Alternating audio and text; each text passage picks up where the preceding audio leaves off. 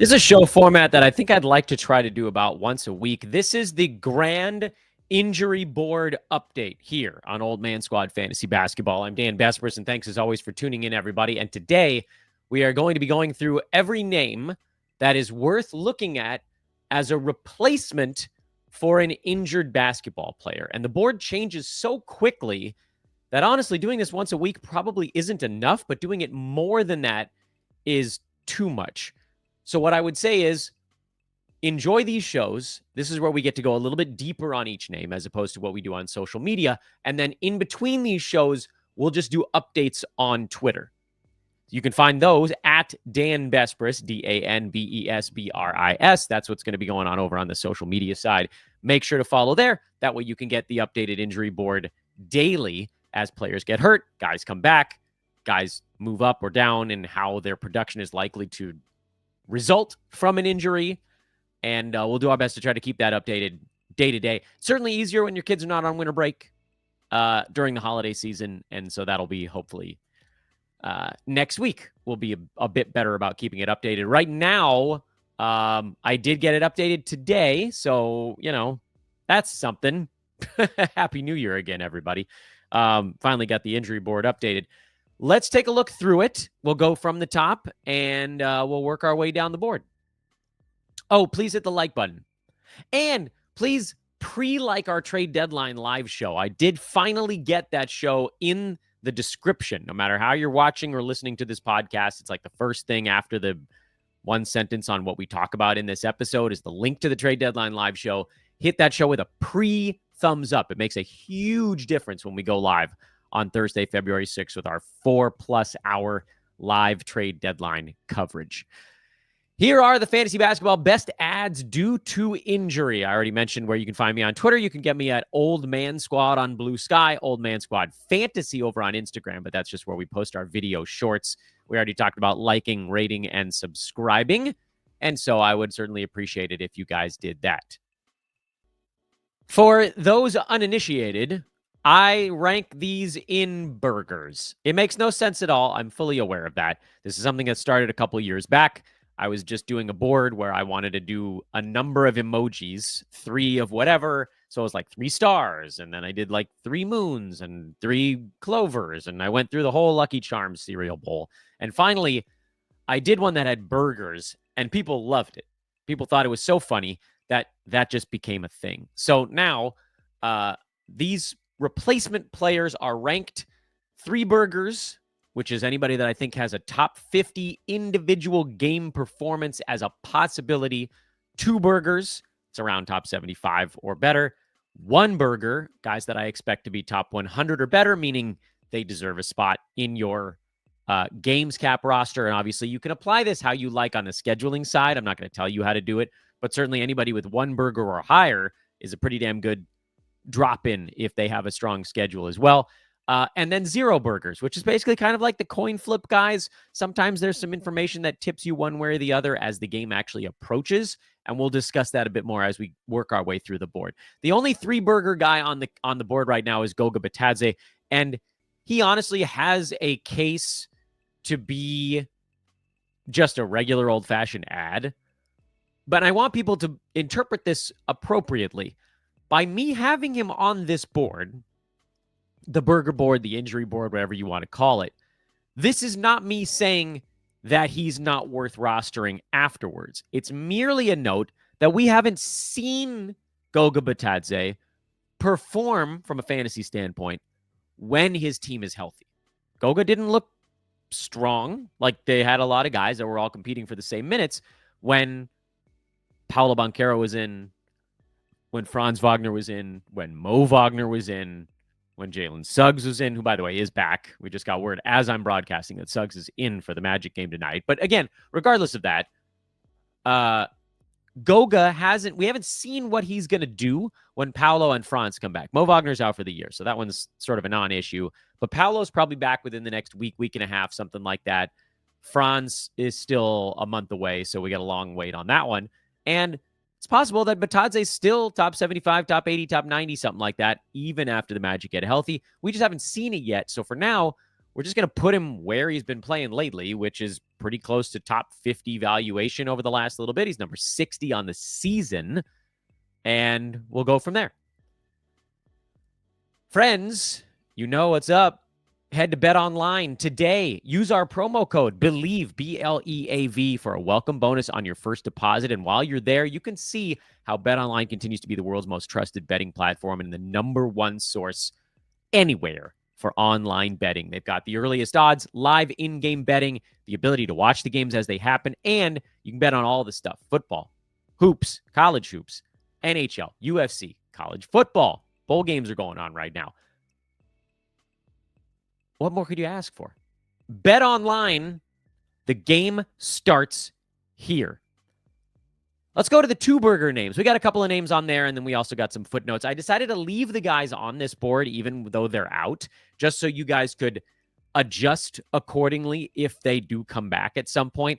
And so the guys that are out right now are Io DeSumo and Larry Nance Jr. And for Io, Zach Levine, I think, is ruled out for the Bulls. And for a while, Josh Giddey was out, and then there was a brief stretch where they were both out. Basically, where we're at with DeSumo is when he's back, he's like around a 120 range kind of guy. But if one usage guy is out, Giddey, Levine, Vooch, Kobe White, literally anybody not named Patrick Williams that graces the Bulls starting lineup, Io jumps up to top 75 or better. And heaven forbid, multiples of those guys are out. He's a top 50 type of dude. But he himself is out right now, and we don't know exactly when he's going to be back. Larry Nance Jr., similar thing. Onyeka Okongwu was out. He's back now, and I guess we could just adjust the writing on this one to accommodate the fact that it's actually Jalen Johnson who's questionable for the Hawks game this evening. Regardless, when someone in that Hawks front court is down, whether it's Okongwu or Capella or Johnson, Larry Nance was a guy taking a really big step up. But he's out with a wrist thing, and we don't know when he's going to be back. So again, just keep it in the back of your mind. If everybody's healthy when Larry comes back, you ignore him. If they're not, you pick him back up. Scottie Pippen Jr. probably deserves to be bumped down to a one-burger play, but I'll leave him in the two-burger slot for now, just because most of the time he's been pretty darn good. He was not. In the Tuesday evening game, he got dramatically outplayed by Luke Kennard in the Grizzlies' win in Phoenix on Tuesday night. But this is, of course, Ja Morant being out. He's week to week. They're hoping not that many weeks, but still, we saw at the beginning of the year, Scottie Pippen put up some pretty good point guardy numbers when Ja was out. Spencer Dinwiddie is also in the two-burger spot with Luka Doncic out. Again, hovering somewhere between 1 and 2. We'll go with 2 just because of what he did in the last game with Kyrie out as well, but it sounds like Kai is back for the Mavs' next ball game. That's, again, coming up later on this evening. And again, if you're watching the show the following day, this stuff still applies. That's the beauty of this particular type of show, is that it does have a little bit of an evergreen. Not all the names, but a lot of the names are going to be green for more than just one day. That's where this show is more important than your average daily recap, I suppose. But Dinwiddie was amazing when there was even more usage shoved his way. Presumably Klay Thompson also on the verge of coming back. If he and Kyrie are both in there, that probably bumps Dinwiddie back down to a one-burger guy, but he's been pretty good here when given a little extra opportunity. Russell Westbrook is a two-burger guy with Aaron Gordon out. He hovers right on the borderline of being playable even when the Nuggets are healthy right now. He's a punt free throw play when the Nuggets are healthy. If you're not punting free throws, he's, between 100 and 130 because the free throw shooting stinks. He's also coming off a really nice ball game. He had the perfecto. I think that was on Monday, if I'm remembering the days right. And obviously it's not going to be that good every day for him. But with Aaron Gordon out, initially the Nuggets tried rolling Peyton Watson in that spot, but they decided, that's not a great idea. We're going to go Russ. And that seems to be the thing that's sticking right now. So make sure that Russ is rostered. There's a lot there. It's kind of a loaded pickup, but as long as he's starting, there should be enough good to outweigh the bad, especially when you consider the fact that alongside Nikola Jokic, the field goal percent is just going to be better than when it's not alongside Nikola Jokic. Overall, though, when you look at Russ, like the numbers he's putting up this year are not that different than what he did with the Lakers. Other than that, with the Lakers, he shot 42%, and with Denver, he's at 45, which is better than his career mark, by the way. So again, a little bit of that is the Jokic factor, despite the fact that he's taking 3-pointers and he's still not very good at shooting them. But the assists are solid, the steals are solid, the rebounds are fine, but okay for a point guard. But the free throws still suck. They do. Let's take a quick commercial break, and then we'll get to the one burger plays.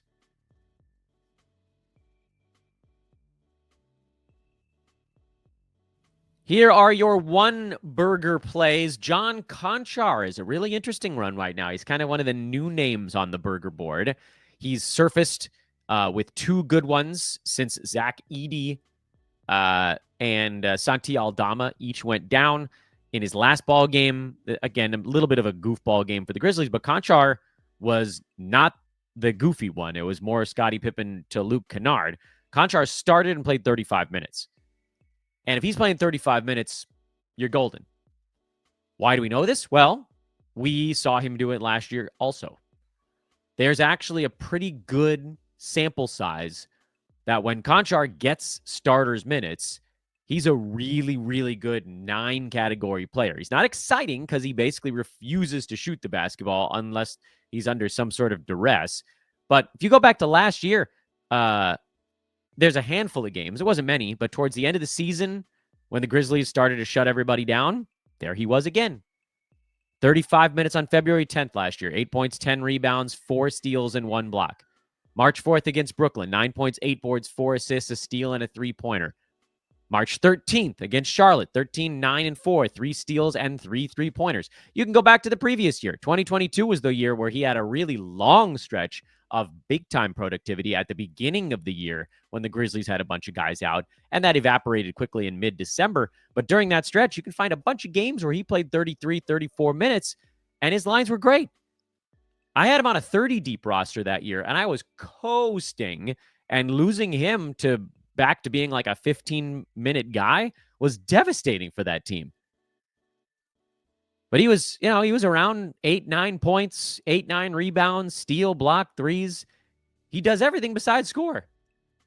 And I don't know how long Zach Edey's going to be out with his concussion. We know Aldama's out for a little while longer. He was week to week, and we haven't heard anything good on that front. So I believe that John Conchar is one of the sneakiest injury replacement plays on the board right now. Despite a couple of good ball games, people are still not making the move. Royce O'Neal is out. But should he come back before Bradley Beal does, he would be a really nice injury replacement play. Unfortunately, we don't really know what the status is on either guy. We know Royce is out for at least a week. We don't know how long Beal is out, and so you just kind of have to go with what you go with. This next name on the list is a little bit frustrating one for me. That's Al Horford, who... I mean, we know enough about Big Al to know that when Porzingis was out to start the year, he was rumbling along at a top 70 clip. And Porzingis has been out for the last couple of ball games, but old Big Al has not been able to hit a shot. I mean, guys go into slumps every once in a while, and overall on the season, he's only shooting 42%. Believe it or not, a lot of that is because over his last 2 games, he's 2 for 19, which I know shouldn't swing it all that much. But when you're not a high volume guy anyway, to basically just go hitless over what's effectively like 3 full games for him of normal shots, that does have a pretty strong sagging pull on your overall rank.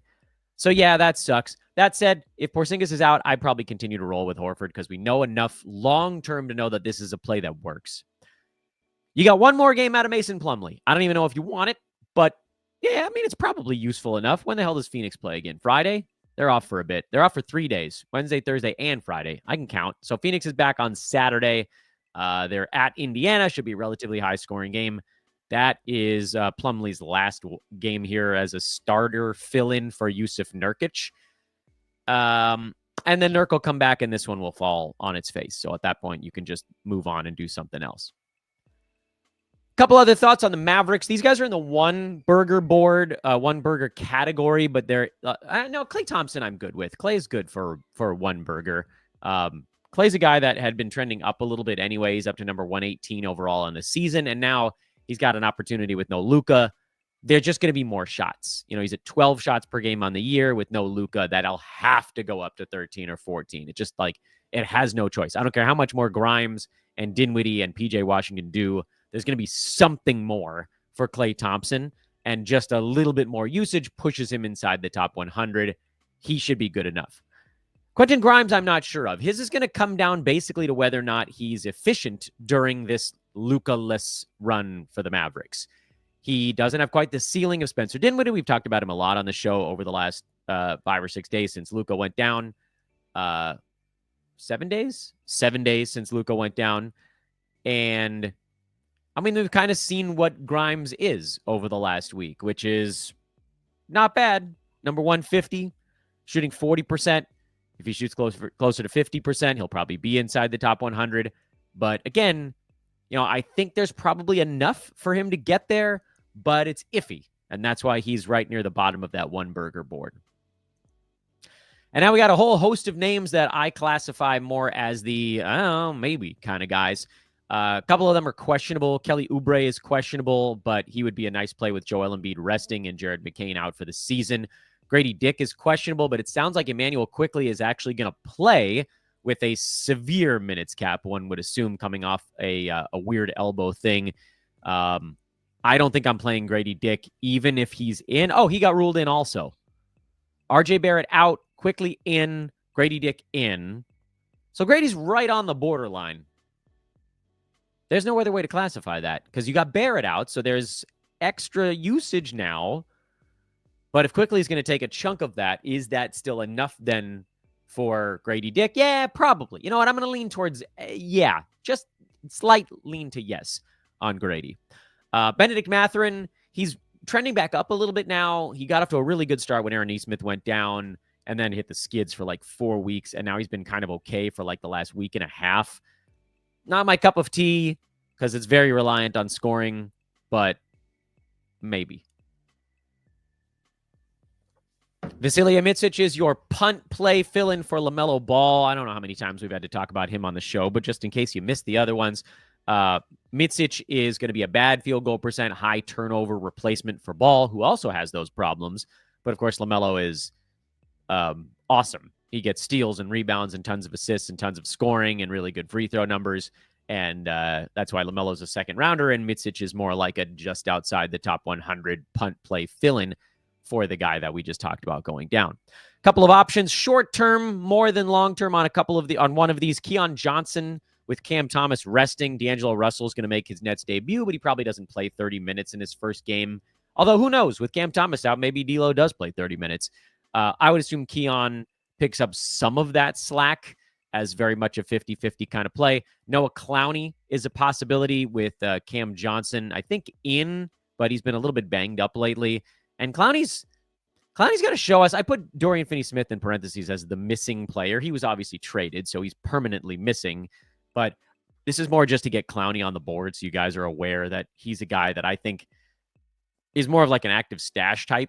I don't know that like someone's going to come back that's going to change his fortunes much, or someone's going to be out to change his fortunes much. Cam Johnson being traded or Nick Claxton being traded, that would certainly help Clowney to some degree. But I think he can have some value regardless, and probably a very slight upward positive slope line on Clowney the rest of the way, with a possible stepwise jump near the trade deadline.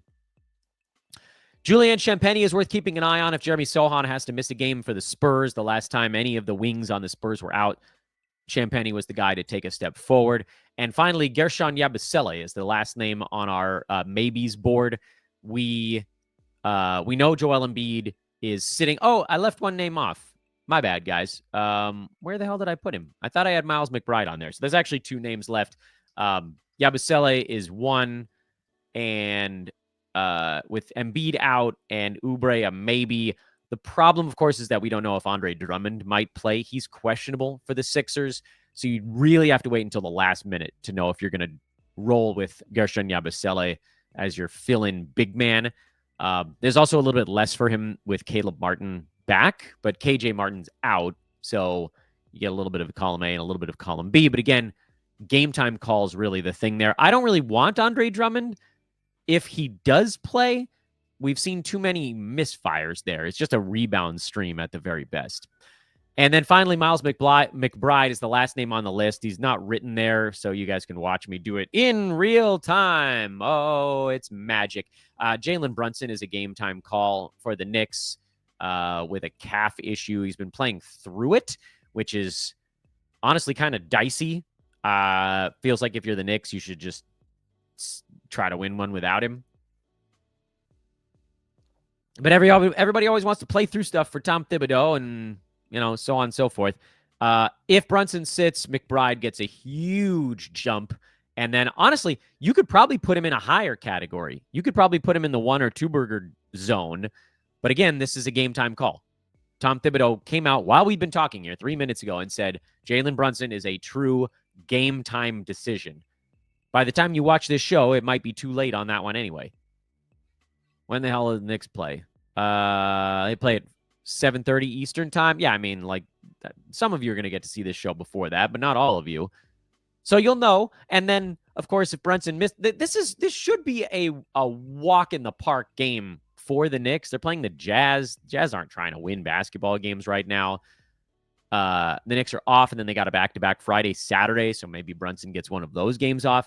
Still, something to keep in mind, because McBride would have a lot of appeal if Brunson has to miss any basketball game. If anybody on the Knicks ever misses a damn basketball game, we could probably have some fun with McBride. Although if it's a big man, like if it's Cat, you probably look more at someone like a Precious Achua. But right now, Brunson's the guy in question. He's the maybe. McBride, therefore, is the one waiting in the wings. By the way, while we've been talking, a couple other injury notes. Porzingis currently listed as questionable for the Celtics on Thursday. Jaylen Brown also listed questionable for the Celtics on Thursday. What does that mean for someone like a Sam Hauser? That would be another name that we might throw on the list. And that is why you got to follow over on Twitter at Dan Besbris, because in between these shows we can do, we can update you over on social. DANBESBRIS. Make sure to follow over there. We'll get you all the injury notes that you could possibly need. We just can't do, a minute of analysis on each guy on Twitter. I'm not going to do a tweet on each guy on Twitter. That's too many tweeters. But on a podcast, bingo bango, this is fun and easy. I love this stuff. Thanks for watching, everybody. Please subscribe. Please go hit that thumbs up button, not on just this show, but on the Trade Deadline live show. We really want 1,000 pre-likes before February 6th. We're at like 175 right now, so a little ways to go on that one. I need all of your help because thousands of you are watching these shows, meaning if you guys all did it, we'd be there by tomorrow. Please do it. Need your help. At Dan Besbris on Twitter, Old Man Squad on Blue Sky. Subscribe to the feed. Hit that 5-star. Much love, everybody. We'll get you a recap show first thing tomorrow morning. That is what is next here on Old Man Squad Fantasy Basketball. Happy New Year again, everybody. I guess I'll see you soon, yeah? Later.